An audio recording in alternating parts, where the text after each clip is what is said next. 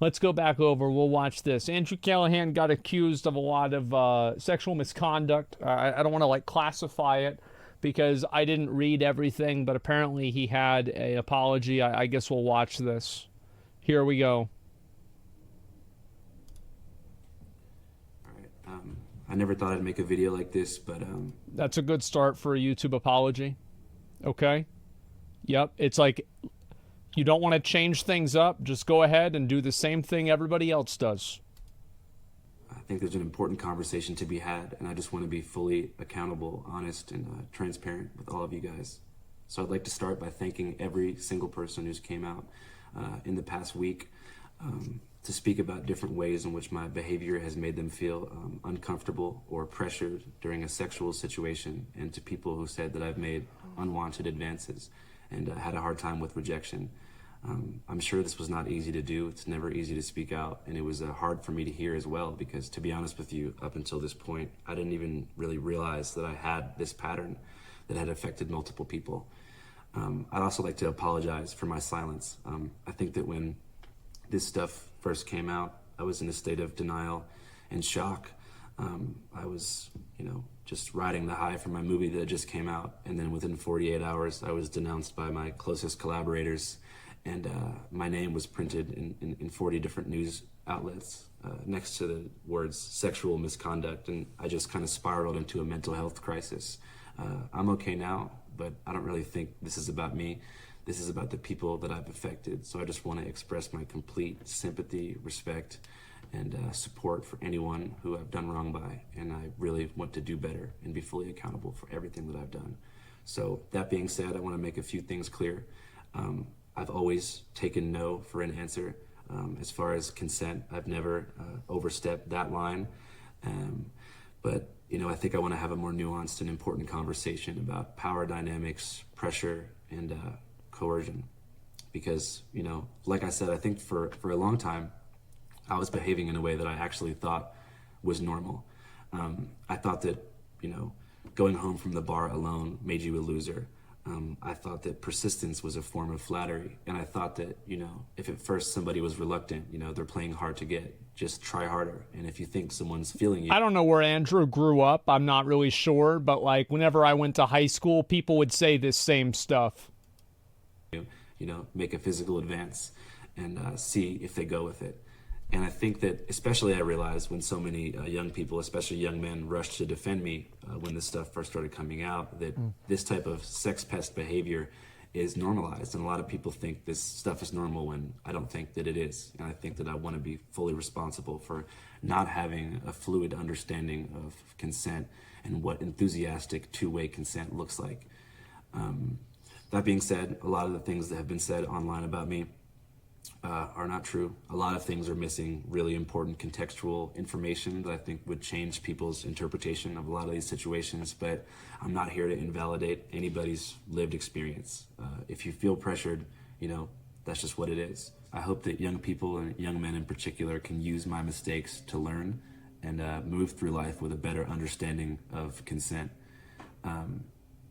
As far as what I have planned, I'm not really sure what comes next. I mean, obviously, reporting is my one true love, and I'm 25 years old, and I have my whole life ahead of me. But I really think that I need to do some serious work on myself and figure myself out. So I'm going to start therapy sessions pretty much immediately. Also, not to blame alcohol, but I truly believe that alcohol was a contributing factor to my poor decision making. And I would probably assume that is true. I've never known anybody who makes better decisions while they're drunk. That's probably true. Absolutely. It's not, and again, it's not like a thing like, oh, well, because of this, it's okay, or something like that. It's not an excuse. No, it's not an excuse. I mean, how do we know that alcohol isn't an excuse? Because if you get in a car and you're driving and you're drunk and you hit somebody, you can't say, well, it wasn't really my fault, I was drunk. Well, then, bitch, you shouldn't have been driving. No, I obviously everybody understands this. But yeah, I would say this is many cases. People get drunk and they do stupid shit that they regret or they shouldn't do. I don't drink. I never have. I think that alcohol in general I don't recommend people to drink. Either. So I think I'm going to make the decision to join the 12-step program for Alcoholics Anonymous. And during this journey into sobriety, I want to take a serious step back from public life. And like I said, figure myself out. And I hope that this reaches the ears of anyone who's felt affected by me. I'd love to reach out to you, or you can reach out to me, even just for me to say, I'm sorry. And I really apologize, and I appreciate you all. I also want to apologize to my closest collaborators, my friends, my family, and people who will have to wear this stain on their career forever. True. You guys don't deserve this, and I love you guys. That being said, if you never want to watch Channel 5 again, I understand. I hope you remember the missions of radical empathy and media literacy that we have tried to put into the world through our coverage. All right, that's all I want to say. Yeah, that's pretty good. Yep, sounds fine to me. I mean, like, it sucks. I mean, it's like this is one of those situations where I don't know why it's so hard for people to just, like, if somebody's not interested, just leave them alone. I don't understand this. Like, I don't. Yeah, it's a good apology. It's fine. It's whatever. Yeah, just don't, like, yeah, damage is already done. Well, not. I mean, like, you could talk about this guy, like, good or bad or whatever. I hope people know that, like, it doesn't stop. Like, being creepy and weird doesn't stop whenever you touch people against their consent. Like, you can be creepy and weird without ever touching somebody. You can cross the line without ever putting a fucking hand on a person, ever. And I don't see how people don't realize that. The truth is that there are a lot of people that, and like, if you even go back and you watch like older romance movies, like some of them portray like, ask me harder type, like situations and dynamics. I find this to be very weird.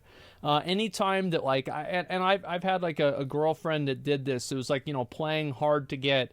And she's like, well, I don't want to talk to you anymore. And I'm like, okay. And then she's like, well, why didn't you try to message me? It's like, well, because you didn't want me to message you. Like, I left you alone. I gave you space because you said, stop messaging me. And so I stopped messaging you. Like, what the fuck? And like, yeah, this happens. Absolutely. I don't know why it's so hard for people to do this kind of stuff. I think that really, they just get in a mindset and, they want to do what's good for them. And that's the only thing that really matters. Sure, right there, man, women. Yeah, but like guys do the stuff that he did. So, I mean, it's not like any side is coming out ahead here, okay? Alcohol equals doing stupid things. No, I mean, it is true that alcohol is like a force multiplier for bad decisions. Like, if you're kind of bad at making decisions, the odds are that whenever you get drunk, you get really bad at making decisions. Now, every decision that you make while you're drunk, you're accountable for that decision. Aside from, obviously, like, there's like a few exceptions and a few lines, right? If somebody's blackout drunk, they can't consent to something, etc., right? So, of course there are, and they can't sign contracts. But in general, you are responsible for yourself whenever you're drunk. So it's not like, oh, I was drunk is an excuse, okay? That's it. It's a stacking debuff. Yeah. To be clear, technically did nothing wrong. You didn't rape anybody. Well, I don't think that rape is the only thing that you can do that's bad.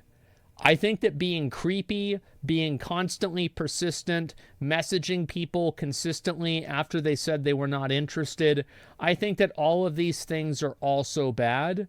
But obviously, there is a spectrum of things that are bad. They're all bad. Don't do them. I don't know. Like for me personally, I've always found, the lack of, I guess you'd say, enthusiastic consent to be a very large turnoff. It makes me feel very uncomfortable or like feel weird. It makes me feel self-conscious. So if that's not present, then I'm really weirded out, and I don't like that at all. Like that's the way that I feel on a personal level. I wish more people felt like that. Maybe stuff like this wouldn't happen as much. That's about it. Yeah, just don't touch people. Respect people's boundaries. I don't know. It's such a shitty topic to have to go over. Stop virtue signaling, please. What part of what I said is virtue signaling, do you think, Fallen? Yeah, what part is virtue signaling? I'm kind of curious. Let's find out. Let's find out what part is virtue signaling. After that, we'll watch the Andrew Tate video. You're going to love that one, too. Okay, here we go.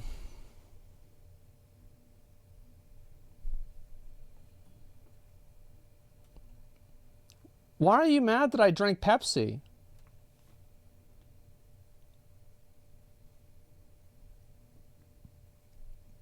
Yeah, what the fuck, man? Just going to death, yeah. It's good to have a conversation about self-respect. Yeah, I think so. Give me a second. So you're saying that enthusiastic consent is always needed?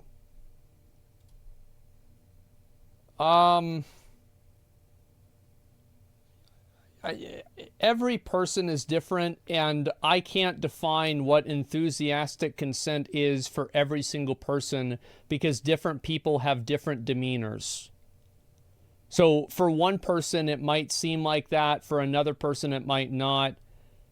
Why are you, like, what is this? Yeah, how is this so, and it not being, so wait a second.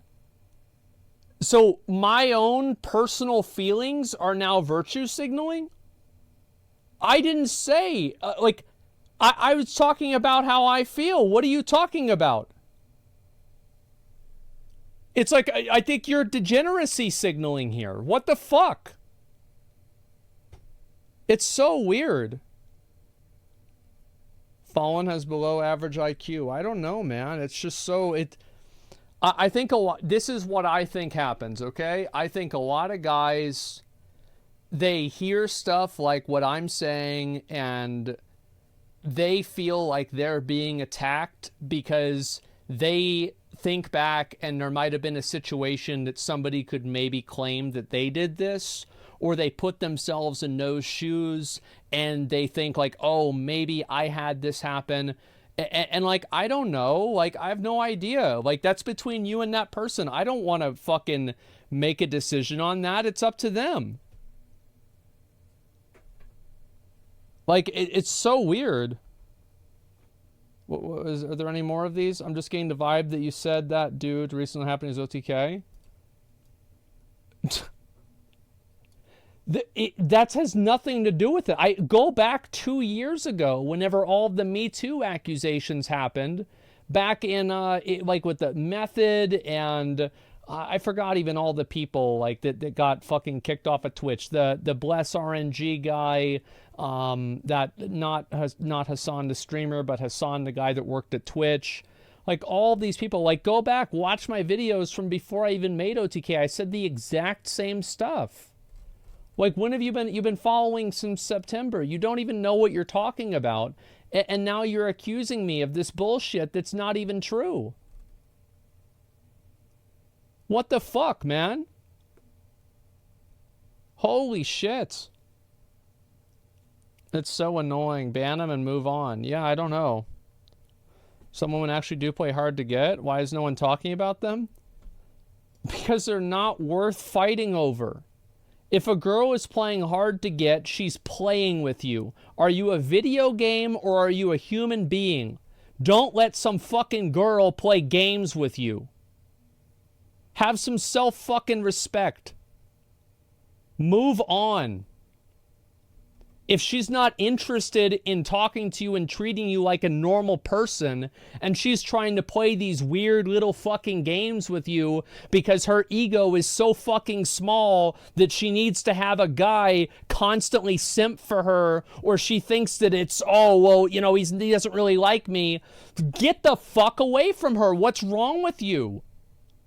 You're gonna ruin your life. That will never stop. The attention seeking, the constant need of validation, you know, pulling away so you have to fucking try to do what she wants. These fucking constant power plays. It will ruin your fucking life. So the reason why I'm not talking about them is because I don't want to, and you shouldn't either. That's why. Fuck, man. It's crazy. You're banned, by the way. You're done. I don't like you. Let's see here. My brother's in the exact scenario. Yeah. Confirm this is manipulation tactic and a big red flag, fellas. Yeah, exactly. Are you degeneracy signaling? Is the funniest thing I've ever heard. Yeah, I know. Like, I don't understand why people come in and they try to say that stuff. Bozo? Yeah, fuck him, man. Like, it just doesn't even make sense. Like, virtue signaling. I try not to, and like, this is something that happened, like, what do you call it? It happened, like, 2 years ago, and I've tried to actually tone a lot of this down. Is, like, I've tried to not, what's the word for it? Like, patronize people, and I felt like my stream kind of started going in that direction where, like, I was telling people things that they already knew. I was like saying, oh, don't do bad things, only do good things. And it became very repetitive and kind of just patronizing to people. And it's like, oh, you're preaching to the choir here. And that's why I've kind of stopped doing that as much. But I do think that some common sense is needed, especially with, like, obviously, you know, you have, like, the Andrew Callaghan thing. Look, I mean, you had the rich thing, right? You had the crazy slick thing. You had the fucking Andrew Tate stuff. Like, all of this stuff is really bad. And so, yes, stay the fuck away from people that make you play games to keep them in your life. Please, for your own sake. She might be, like, really hot. You might think it's worth it. You might think, oh, this is the last time. It won't be. It never is. The last time is your decision whenever you stop trying to do that. Hit the moral ground to fool people into liking you. Well, I mean, I am a huge asshole. I do a lot of bad stuff. I'm not the best guy that you should take advice from. But also, I don't think that what I'm saying is very revolutionary. This isn't some fucking worldview altering thing. And it's not like this fucking based take that's coming from, you know, it's like divinely inspired. Just don't fucking violate people's consent. Listen to them whenever they're saying no, and respect that. It's not fucking hard. I just keep seeing people making excuses for this shit, and it's annoying. I don't know, man. All I ask is, like, for you guys not to go and defend people. It's like you're defending somebody like Andrew, and Andrew's not even defending Andrew. Like, stop it. Like, people defend these people as if it's them in the situation. That's why they do it. They're like, oh, this could happen to me. It probably fucking won't, because in every single one of these stories, there's like 7 people that get affected. So, like, if you had one weird encounter with somebody, the odds are you might have had a weird encounter, you might have stepped over the line, you probably should apologize, and you should never do that again. Very fucking true. But don't go and think that this is about you. These people are like serial fucking abusers. Look it up, educate yourself, and I don't know, stop doing things against people's will. Stop trying to make people do something they don't want to do.